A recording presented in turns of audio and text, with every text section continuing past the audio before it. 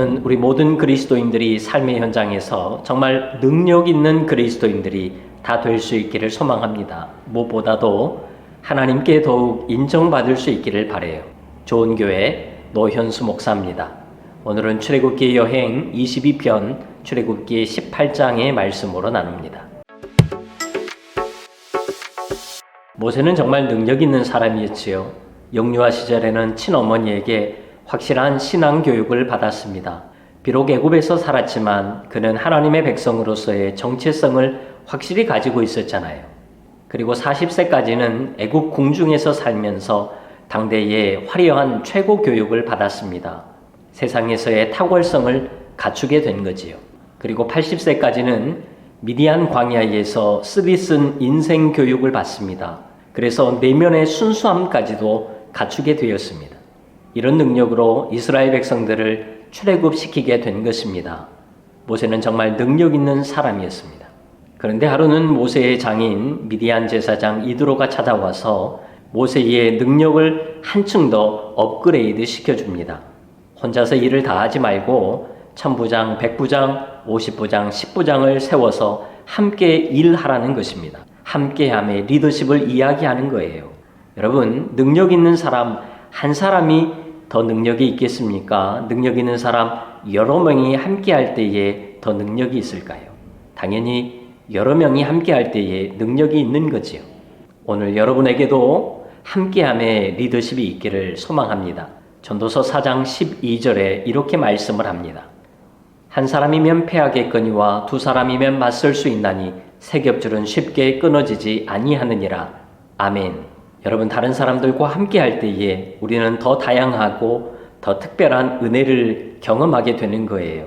지금 우리가 살아가는 이 시대는 너무 개인주의화가 되어가고 있고 점점 이기주의화가 되어가고 있습니다. 여러분, 이런 시대일수록 우리에게는 함께함의 리더십이 반드시 필요합니다. 그래서 우리는 우리 다음 세대에게 이 함께함의 리더십을 반드시 가르쳐야만 합니다. 그때에 우리 다음 세대가 더 능력 있는 사람들로 세워지게 될 것입니다. 그러나 이것보다도 더 중요한 것이 있어요. 진짜 능력 있는 사람은 따로 있지요.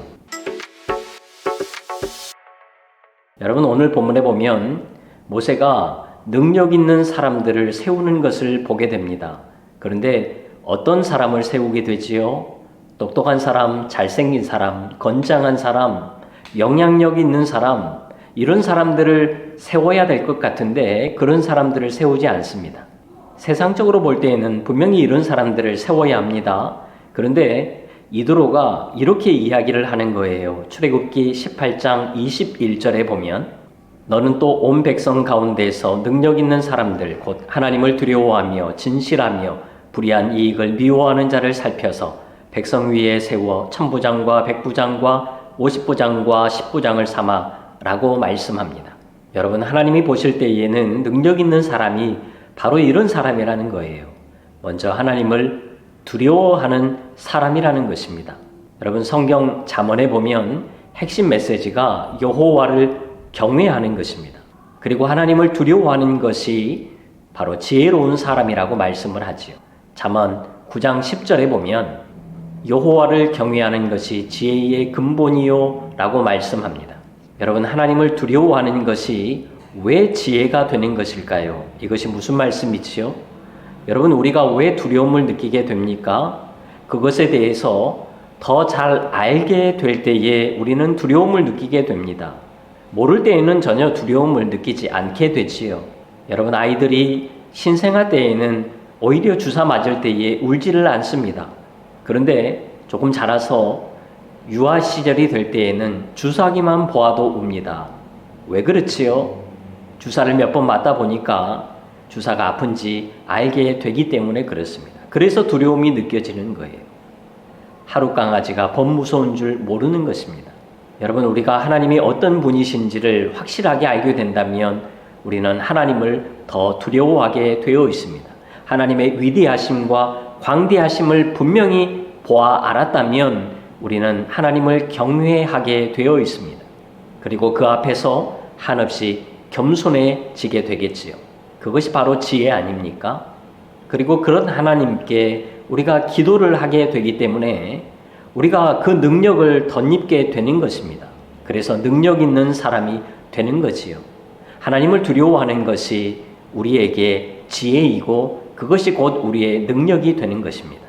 더 나아가서 우리가 하나님을 정말 두려워한다면 우리는 또한 진실한 사람이 될 것입니다. 하나님께서 다 보고 계시고 알고 계시니까요, 진실할 수밖에 없는 거지요. 하나님의 불꽃 같은 시선을 의식하지 않기 때문에 진실함이 없는 것입니다. 여러분, 오늘날 이 시대는 진리가 무너져가는 시대입니다. 진리가 분명히 있는데도 불구하고 진리가 없다는 거예요. 오히려 거짓이 더 진리처럼 되어버리는 시대입니다. 여러분, 우리 주위를 보면 거짓의 물결들이 얼마나 많은지 몰라요. 눈에 보이지 않아서 그렇지 정말 거짓된 것들로 가득 차 버렸습니다. 그래서 성경은 마지막 때에 거짓 선지자들이 많이 등장하게 될 것이고 거짓을 주의해야 된다, 깨어 있어야 된다, 계속해서 말씀하고 있는 것을 보게 됩니다. 잠언 12장 22절에 보면 거짓 입술은 여호와께 미움을 받아도 진실하게 행하는 자는 그의 기뻐하심을 받느니라 라고 말씀합니다. 여러분, 진실하십시오. 이것이 마지막 때에 하나님을 굉장히 기쁘시게 하는 것이고 또 하나님께서 이런 사람을 능력 있는 사람으로 더욱 크게 사용하실 줄로 믿습니다.